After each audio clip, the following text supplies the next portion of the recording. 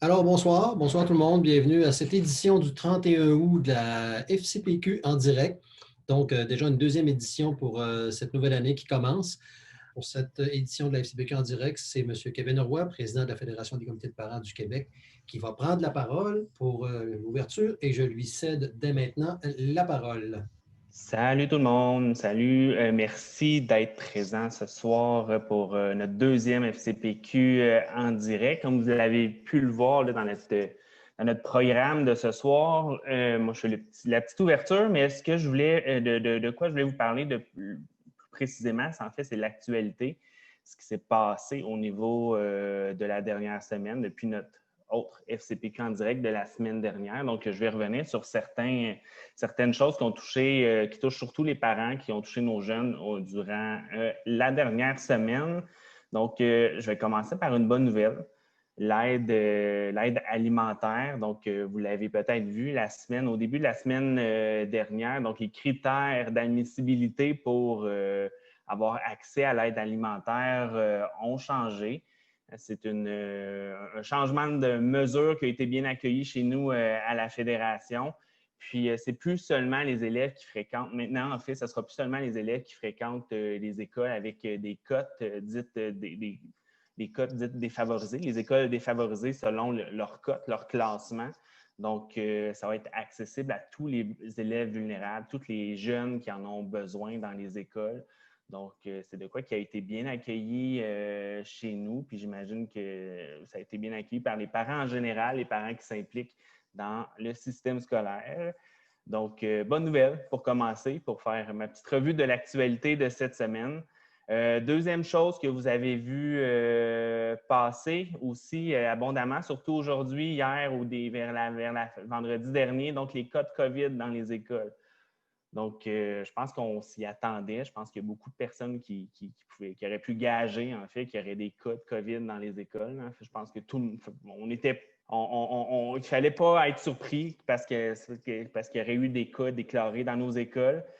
Ce qu'on demande, en fait, à la Fédération, ce qu'on a fait valoir aussi aux décideurs, ce qu'on a transmis comme information chez nous, c'est qu'il faut que la communication soit le plus claire possible, la plus transparente possible. C'est important pour les parents. Il y a des infos, par exemple, il y a des parents qui ont appris, puis là, je vais prendre un exemple tout récemment, en fait, qu'il y a des parents qui ont appris qu'il y avait des cas de COVID dans leur école, des enseignants, entre autres, quand ils ont rencontré d'autres parents pour les activités sportives le soir ou sur des spottings sur Facebook. Donc, ce qu'on demande chez nous à la Fédération, c'est que si un cas de COVID se déclare, puis c'est ce qu'on demande, c'est ce que je réitère, moi, depuis le printemps dernier. À la clé d'une rentrée qui va bien se passer, c'est la communication entre les familles puis les écoles. On veut des communications claires, des communications transparentes. C'est pas nécessaire de créer de l'anxiété chez les parents. Hein, quand je parle de créer de l'anxiété, quand un parent l'apprend sur le terrain de soccer le soir d'un autre parent, ben, ça peut créer de l'anxiété qui n'est pas nécessaire. Donc, ce qu'on demande chez nous, ce qu'on réitère, ce qu'on transmet aux décideurs, c'est qu'il faut que les informations soient claires, soient transparentes. Je pense que ça fait 5 fois que je dis le mot transparent, mais c'est important. En fait, pour nous, il va y en avoir d'autres cas de COVID dans les écoles qui vont se déclarer, mais il faut agir rapidement, pas attendre que. Il faut bien informer les parents de ces cas-là, puis informer aussi les parents des mesures à prendre dans chacune des écoles, dans chacune des classes où il va y avoir des cas qui vont se déclarer. Donc, c'est ce qu'on porte chez nous pour l'instant pour les cas. Quand il y a des cas qui sont déclarés dans les écoles, au niveau du transport scolaire, ça aussi, la semaine passée, hein, les parents, la majorité des parents ont reçu leur route de transport scolaire, ont reçu l'information s'ils étaient pour avoir accès au transport scolaire ou non. En fait, chez nous, ça nous a fait un peu replonger dans c'est quoi les droits des parents au niveau du transport scolaire et les obligations aussi des centres de services scolaires, des écoles. Donc, on a retourné dans la loi de l'instruction publique. On est retourné voir pour être certain de nos choses. Puis, pour nous le rappeler, ça nous a ça nous a fait, en fait, moi, personnellement, en fait, ça m'a fait un bon rappel. Ce que ça dit dans la loi de l'instruction publique, là, je ne veux pas me déguiser en Jean-François parce qu'il est Jean-François Rioux, le secrétaire général de la Fédération, parce qu'il est bien meilleur que moi. Mais la loi d'instruction publique, elle dit, en fait, le transport est gratuit pour l'entrée et la sortie quotidienne des classes. Elle dit ça à l'article 292.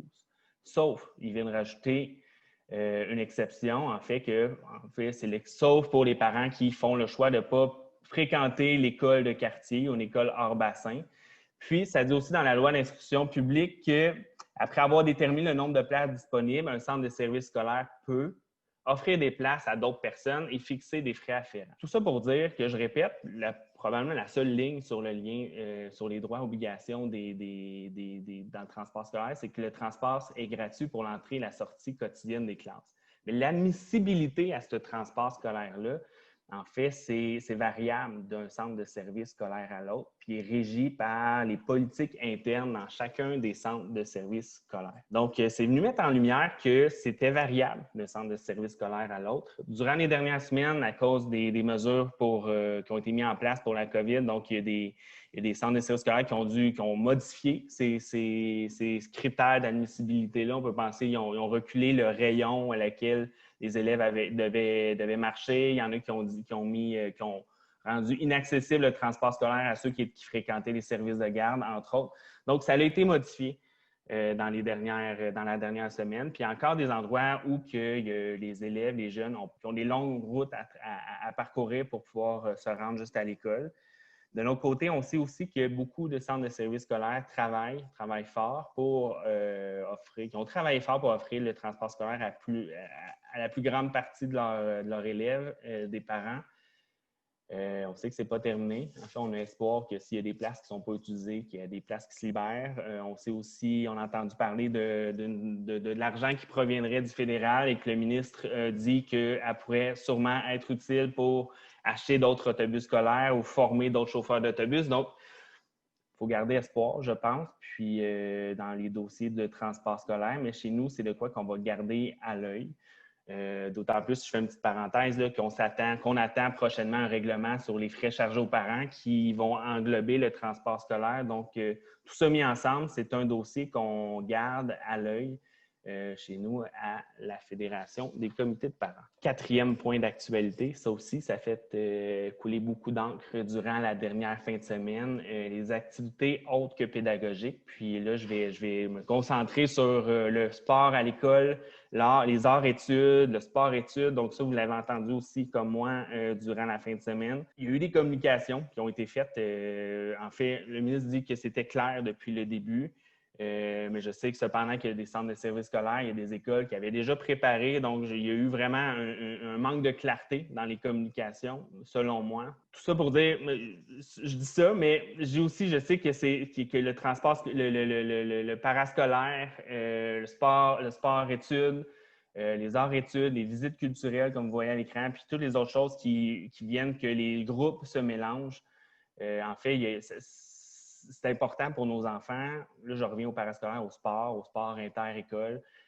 Je sais, puis pour qu'il y ait des parents qui ont communiqué avec moi en fin de semaine, je sais que c'est important pour certains jeunes. Puis je sais qu'il y a des jeunes, des ados surtout, qui vont à l'école à cause de leur sport scolaire, à cause du parascolaire, parce que c'est ça qui les allume, c'est ça qui les motive. C'est ça pour eux qui est important à l'école. Je pense qu'en tant que parents, on se reconnaît, on peut se reconnaître aussi là-dedans sur qu'est-ce qui nous accrochait à l'école. Fait qu'en tant que parent, je pense qu'on est bien placé pour le voir parce qu'on l'a vécu quand on était à l'école, mais on voit aussi nos enfants évoluer là-dedans, avoir la passion pour, entre autres, le sport à l'école. Donc, à la Fédération, on est heureux que le sport va être permis dans 2 semaines, si tout se passe bien.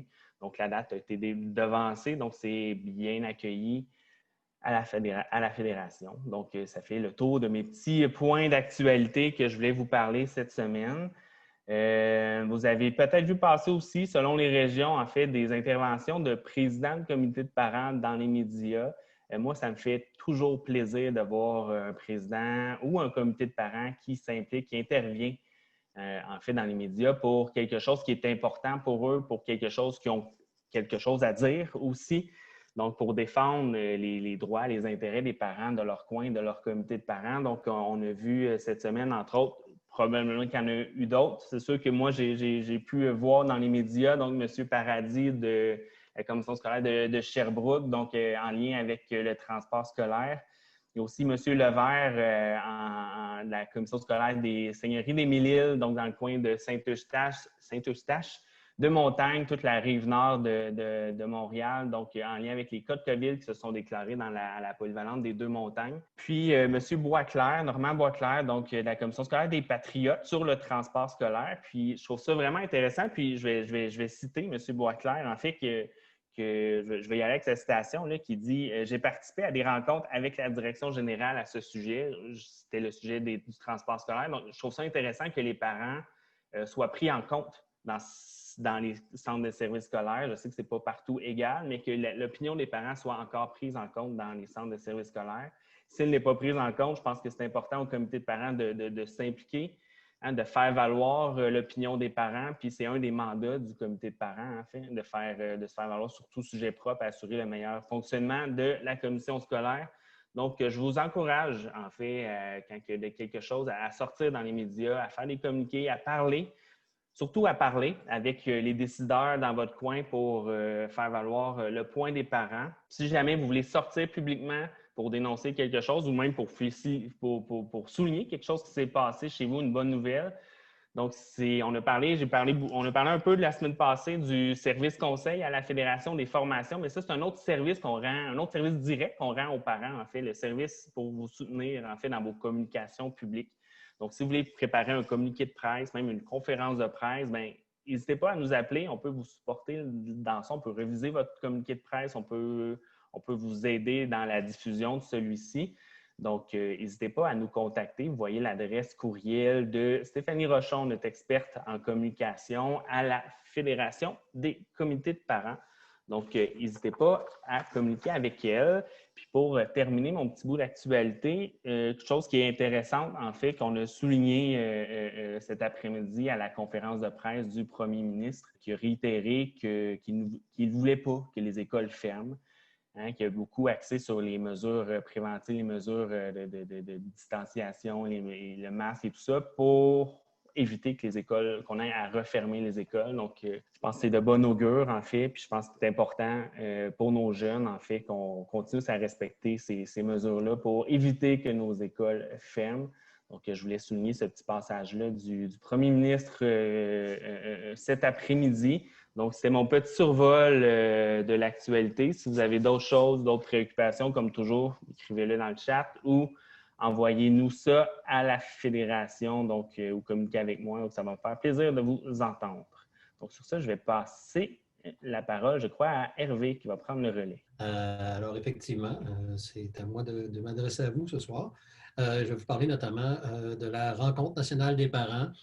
On vous l'a annoncé déjà il y a quelques temps. On l'a même annoncé au printemps. Donc, on va tenir, et on va de l'avant d'ailleurs, on va tenir une rencontre nationale des parents le 26 septembre 2020, toute la journée du samedi. Alors, cette rencontre nationale, évidemment, sous le thème pour se donner la capacité d'agir comme parents engagés dans la gouvernance scolaire et comme parents d'élèves avec des besoins particuliers. Donc, on comprend que c'est un événement en deux volets, c'est-à-dire qu'il va avoir un tronc commun, une partie commune en ouverture, mais qui va se diviser en deux événements, deux rencontres distinctes par groupe d'intérêt. Donc, un groupe qui va être concentré sur la gouvernance scolaire et un autre groupe qui va être concentré sur les besoins particuliers.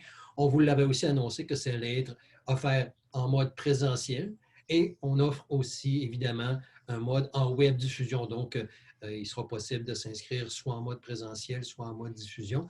Et on ne vous avait pas encore annoncé le lieu de l'événement pour ce qui est du mode présentiel. Alors, on vous l'annonce aujourd'hui. L'événement, la Rencontre nationale des parents, c'est au Centre des congrès de Québec que ça va se dérouler pour ce qui est du volet présentiel. Donc, déjà, vous savez là, à quel endroit il y aura des communications qui seront faites. Il y aura de l'information aussi qui sera mise à jour dans les prochains jours sur notre site web. La programmation finale sera publiée sous peu et vous aurez aussi l'information sur les ressources à proximité pour ce qui est de l'hébergement et ces choses-là. Par ailleurs, en marge de cette rencontre nationale des parents, bien évidemment, la veille, nous, la Fédération des comités de parents, on va tenir notre premier conseil général de l'année très tôt cette année, exceptionnellement, donc le 25 septembre, c'est-à-dire le vendredi, juste avant la rencontre nationale des parents. Ça sera là aussi au Centre des congrès de Québec et aussi en visioconférence. Donc, les délégués auront le choix d'assister sur place en personne ou de participer à distance en visioconférence. Et d'ailleurs, les délégués et secrétariats de comités de parents doivent avoir reçu aujourd'hui la convocation pour ce conseil général. Maintenant, l'autre sujet, la semaine dernière, je vous ai parlé donc de la programmation des formations générales de la Fédération des comités de parents pour cette année. Maintenant, je vais juste vous présenter notre équipe de formateurs pour cette année et pour les formations générales et pour les formations adaptées, donc les formations qu'on dit locales.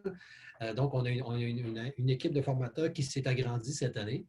Alors, évidemment, plusieurs d'entre vous le connaissez déjà, donc M. Rénal Beauchesne, qui est un collaborateur de longue date de la Fédération. Donc, M. Beauchesne, qui est père et grand-père plusieurs fois, qui a une carrière de 36 années en éducation comme enseignant et directeur d'école et qui a été très engagé d'ailleurs comme direction d'établissement dans ces associations locales et provinciales, qui est présentement chargé de cours en administration scolaire et professionnelle de recherche au département des sciences de l'éducation à l'Université du Québec à Chicoutimi. Donc, pour résumer, M. Beauchesne, ou Rénal, comme on l'appelle, Rénal enseigne aux directions d'établissement et qui a toujours été et est toujours un défenseur actif de la reconnaissance de la place des parents comme partenaire incontournable du réseau scolaire public. Donc, dans toutes ses interventions, que ce soit avec la Fédération ou que ce soit même dans le cadre de son enseignement à l'université, Rénal se fait fort de défendre la place des parents comme un partenaire d'égal à égal avec les membres des autres groupes au sein des conseils d'établissement notamment et des centres de services scolaires. On a évidemment aussi Nancy Boone, que certains d'entre vous connaissez aussi parce qu'elle a été engagée très longtemps à la Fédération, donc mère de 2 enfants à besoins particuliers qui ont fini leurs études avec succès d'ailleurs, qui entreprennent des carrières prometteuses.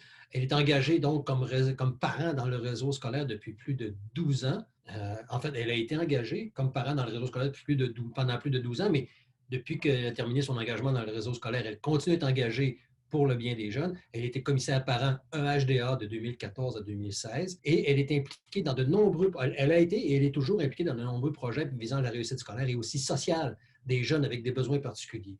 Évidemment, Nancy est notre ressource donc pour tout ce qui est formation, entre autres, qui concerne les comités EHDA et les sujets connexes. Aussi, certains d'entre vous la connaissez maintenant, Mme Lorraine Normand-Charbonneau, qui a une maîtrise en éducation, qui a aussi 40 ans d'expérience comme enseignante et directrice d'école, mais dans divers milieux, que ce soit rural, urbain, défavorisé.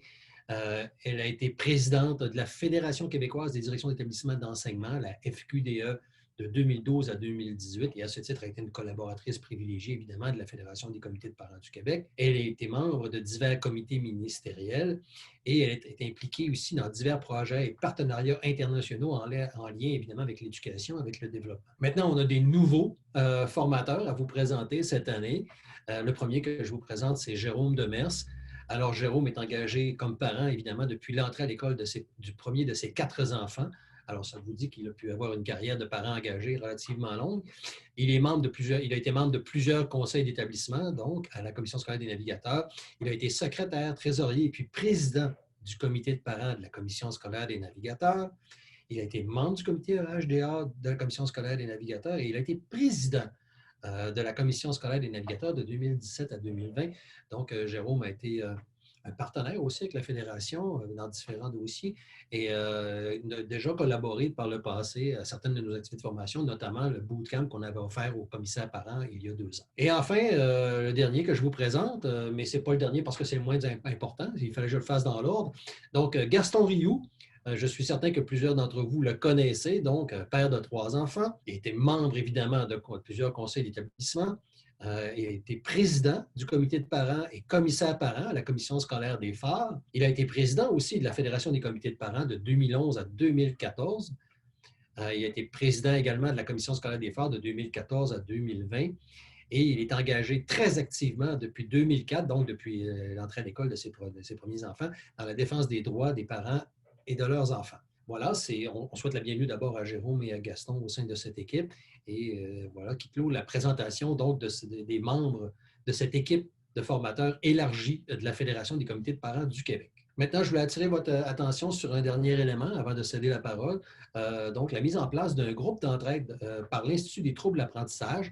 Donc, il s'agit d'un groupe Facebook privé. Privé dans le sens qu'il faut s'inscrire, il faut être membre. Donc, vous faites une demande pour vous joindre et c'est pour tous les parents d'élèves avec des difficultés d'apprentissage. Donc, c'est une ressource, c'est une façon d'aller échanger, un endroit où vous pouvez aller échanger entre parents d'élèves avec des difficultés d'apprentissage et obtenir aussi un peu d'aide ou d'orientation ou de soutien, donc en discutant avec d'autres personnes, d'autres parents, mais également avec des personnes ressources qui vont être affectées à ce groupe Facebook-là. Donc, je vais vous transmettre le lien pour vous rejoindre ce groupe-là via Facebook dans le clavardage dès que j'aurai terminé mon laïus. Pour le reste, voilà ce qui clôt ma présentation à moi. Je rappelle l'Institut des troubles d'apprentissage, juste une parenthèse, que c'est un partenaire aussi privilégié de la Fédération qui va offrir, dans le cadre de notre programme de formation cette année, trois formations, donc formation générale. Le calendrier, encore une fois, comme je vous disais, est disponible sur le site web de la Fédération sous l'onglet Formation. Alors là-dessus, moi, je vais laisser la parole tout de suite à Marie-Hélène, ma collègue Marie-Hélène Talon, pour qui ce sera la première, je pense, participation en direct à la FCPQ en direct. Alors, Marie-Hélène. Merci beaucoup, Hervé. Alors, oui, pour une première participation ce soir, je vais vous parler des assemblées annuelles des parents dans les écoles. Vous le vivez, hein, la pandémie complexifie un petit peu l'organisation de ces rencontres-là. Donc, on a préparé un document qui propose des bonnes pratiques pour vous aider à organiser une assemblée en mode virtuel. Et ce document-là, vous allez le trouver sous publication, guide de référence, comité scolaire, donc sur notre site web. Donc, tout ce que je vais vous dire ce soir se retrouve dans ce document-là. Alors, tout d'abord, la date de l'assemblée, cette année, c'est un peu différent. Les assemblées dans les écoles devront se tenir au plus tard le 18 septembre, au lieu du 30 septembre, comme c'est habituellement. Et les assemblées peuvent se tenir en présence, comme on l'a toujours fait avant, évidemment dans le respect des mesures de la santé publique. Puis là, je ne vous les répéterai pas, lavage des mains, masques, etc. Là, je pense qu'on est mal tous familiers avec ces choses-là. Mais les assemblées peuvent aussi se tenir à distance en mode virtuel. C'est de ça dont le document parle essentiellement. Puis, ce qu'il faut que je vous dise aussi, c'est que la décision du mode d'organisation de l'Assemblée, elle doit se prendre avec la direction de l'école, bien sûr, en concertation. Et puis, selon les milieux, selon les contraintes qui sont différentes, selon l'organisation des salles, l'organisation de l'école. Donc, chaque milieu pourra prendre la décision qui convient le mieux là, à ses parents pour organiser l'Assemblée. Comme d'habitude, bien sûr, la convocation doit être transmise au moins 4 jours avant la tenue de l'Assemblée. C'est toujours vrai, autant en mode virtuel qu'en mode présentiel. Ce qu'on suggère aussi, c'est de s'assurer que la plateforme que vous allez utiliser, que ce soit Zoom ou Teams, par exemple, puisse accueillir tous les parents qui souhaitent participer, comme vous le feriez dans une salle en présentiel. Vous vous assurez que la salle est assez grande, donc il faut que la plateforme n'ait pas de limite ou une limite suffisamment grande pour que vous puissiez accueillir tous les participants. Ensuite, quand c'est le temps de la réunion, dans la partie de l'ordre du jour qui concerne les présentations, donc l'adoption de l'ordre du jour, le procès-verbal, tout ça, la présentation du rapport annuel, je pense qu'il n'y a pas de défi particulier. Puis vous l'avez un petit peu vécu au printemps dernier, quand vous avez déjà peut-être tenu des conseils d'établissement en mode virtuel. Donc ça va aller. Mais bien sûr, le défi, c'est de procéder aux élections des parents qui vont vous représenter au conseil d'établissement et l'élection du représentant aussi au comité de parents. Ce qu'il faut faire, c'est s'assurer que le caractère secret du vote va être respecté et aussi que seulement les personnes qui ont le droit de vote vont pouvoir voter. Donc, seulement les parents des élèves de l'école. Alors, pour faire ça, ça va vous prendre une liste des parents qui sont éligibles. Ça, vous pouvez voir ça avec la direction. Et aussi, vous aurez probablement besoin du courriel de ces parents-là. Donc, quand les gens vont s'inscrire pour participer à la rencontre, il faudra qu'on vous donne un courriel valide pour que ces parents puissent voter. La réunion se déroule comme normal et enfin, quand on arrive au moment de l'élection, comme d'habitude, on va élire un président d'élection et un secrétaire d'élection. Ce qu'on propose, c'est peut-être d'essayer de recruter à l'avance ces personnes-là, vous assurer qu'elles seront présentes à la rencontre, puis s'assurer aussi qu'elles ne souhaitent pas occuper des postes au conseil d'établissement, donc se faire élire. Et comme ça, bien, ces gens-là ont un petit peu de temps pour se préparer avance puis être au fait de ce qu'il faut faire puis des responsabilités là, des choses qu'ils auront à faire.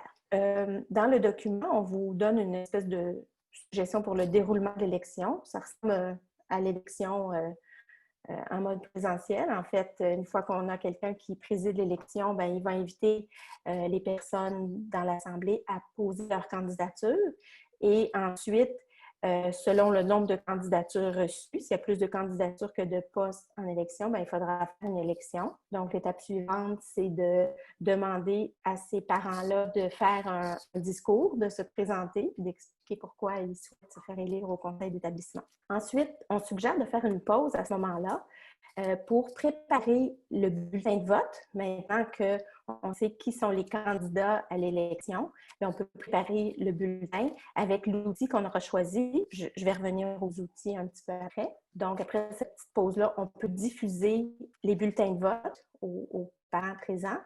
Et ensuite, on leur donne un temps limite pour répondre. Là. Pas besoin d'une demi-heure, quelques minutes, ça devrait être suffisant. Et ensuite, les personnes qui s'occupent de l'élection ferment le vote, puis ils peuvent déjà annoncer les résultats.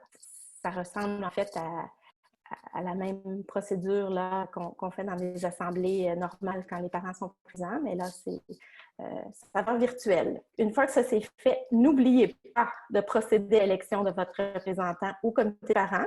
On reprend le processus. Cette fois-ci, on demande aux parents qui font partie du conseil d'établissement s'il y en a parmi eux qui souhaiteraient devenir représentants au comité de parents. À ce moment-là, si c'est nécessaire de faire une élection, bien, on procède encore de la même façon.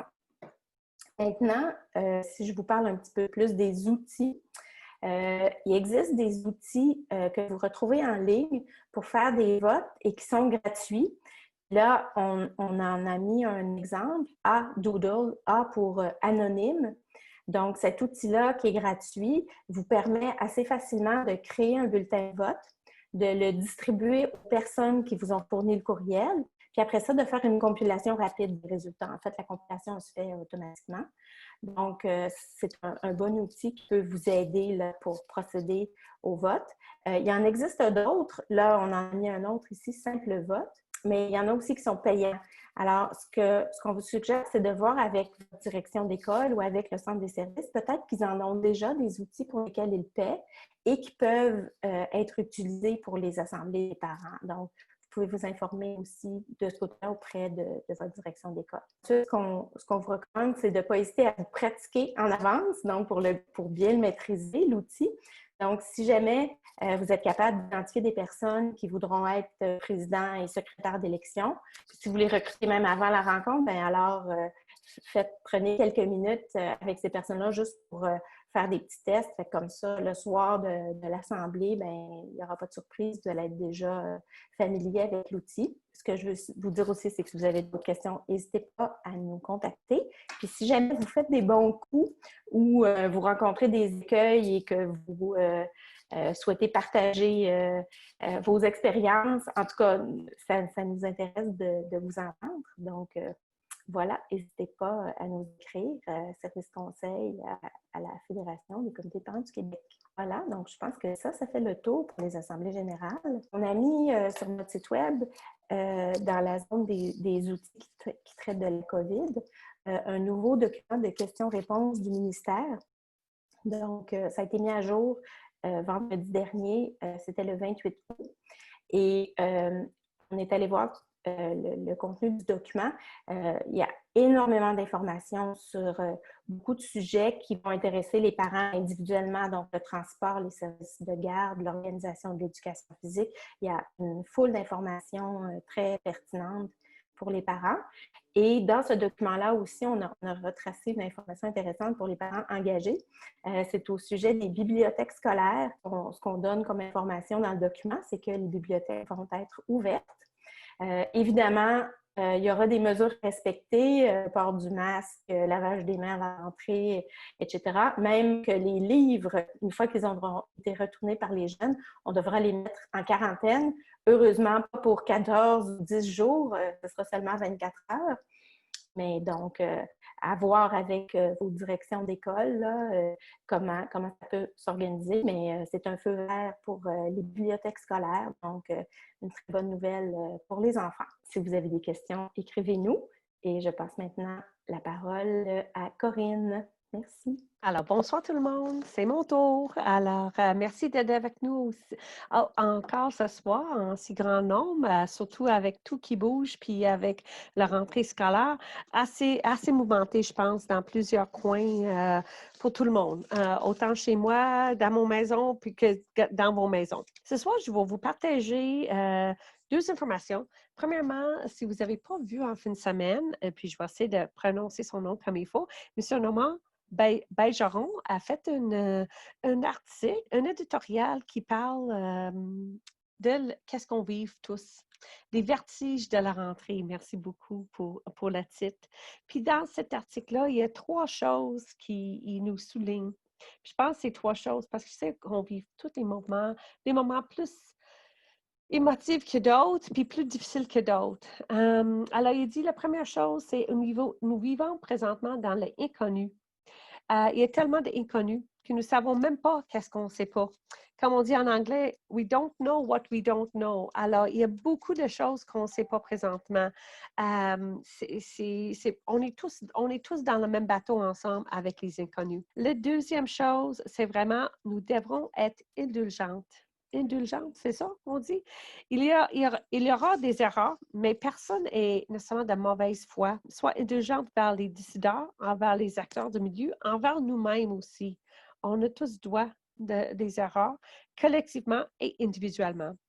Puis le troisième point qu'ils mettent dedans, c'est la citoyenneté. Je pense que c'est peut-être le plus important où ça vient emballer tout le reste. Sois généreux. Il faut aujourd'hui, comme jamais, nous placer du point de vue du bien commun, à déployer partout et en tant que on est capable, un profond et sincère sens de civique, faire des sacrifices et être généreux envers tout le monde. La semaine passée, je l'avais dit qu'il faut être très consciente que chaque famille a ses particularités, chaque individu a ses particularités, chaque école, chaque région, chaque classe. Alors, je sais que c'est des moments très difficiles pour certaines choses. Il faut essayer de calmer le jeu le plus possible pour nos enfants, d'être les exemples positifs pour eux autres, puis surtout de réaliser qu'on ne sait pas tout, puis il n'y a personne qui sait tout. Être indulgente, puis vraiment d'avoir un sens de citoyenneté, puis civique envers les autres. Ça, c'est le premier message que je vous partage ce soir. Deuxième message, c'est vraiment, j'ai le plaisir de vous annoncer les gagnantes de le concours que nous avons lancé la semaine passée. Alors, c'est vraiment une soirée bénéfice avec la Fondation pour l'alphabétisation. Le 8 septembre, c'est la Journée internationale d'alphabétisation. Chaque année, la Fondation fait un spectacle bénéfice. C'est tout l'argent ramassé, c'est pour faire des programmes pour aider des jeunes avec la lecture, puis tous les programmes que les autres ils font. Cette année, ils ne peuvent pas faire un spectacle bénéfice en présence, à les faire virtuellement. Puis nous avons des connexions à offrir, puis on a lancé un concours, puis on a le grand plaisir de vous annoncer ce soir qu'on n'a pas besoin de passer au tirage. Vous étiez 8 centres de services différents qui ont manifesté, qui ont répondu à les exigences de notre mini-concours. Alors, vous êtes les 8 qui vont avoir un lien pour diffusion. 9, excuse-moi. Il y en a d'autres qui sont ajoutés depuis ce matin quand on avait fait notre rencontre équipe. Alors, avec grand plaisir, on vous annonce les gagnants. Benoît Champagne, les centres de services de Sommet.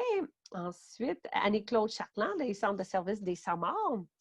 Stéphanie Lacoste, excuse-moi, le centre de service des Chênes. Jacinthe Malo, centre de service de la capitale. Anne-Marie Martel, centre de service Vallée des Tesserantes. Sophie Martineau-Dupont, centre de service des autres cantons. Jeannot Pagé-Croft, centre de service des Pays des Bleuets. Mélissa Pilon, Centre de service Marguerite Bourgeois, et Hélène Tourgeon, Centre de service Eastern Township, Commission scolaire Eastern Townships. Alors, demain, chacune, vous recevoir votre lien.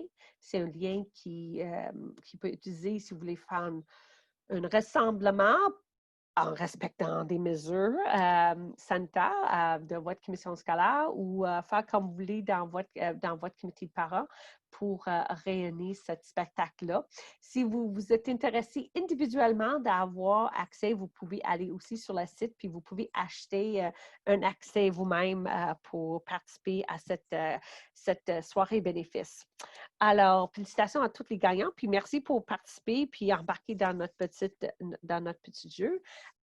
Je ne sais pas si Kevin il veut un dernier mot à dire. Et non, en fait, je veux souhaiter une bonne soirée à tout le monde, puis j'espère que vous allez être présents la semaine prochaine, puis continuez à nous suivre sur nos différentes plateformes. Donc, puis continuez à nous envoyer vos informations, on aime bien ça, vous lire, puis répondre à vos questions. Puis ça nous nourrit. Hein, des fois, ça fait longtemps qu'on ne vous a pas vu en personne, mais quand on interagit ensemble, quand vous nous envoyez vos préoccupations, donc ça nous nourrit. Puis, ça nous permet de faire les choses correctement jusqu'à la prochaine fois qu'on se rencontre. Donc, merci. Puis, bonne soirée tout le monde. Bonne soirée tout le monde.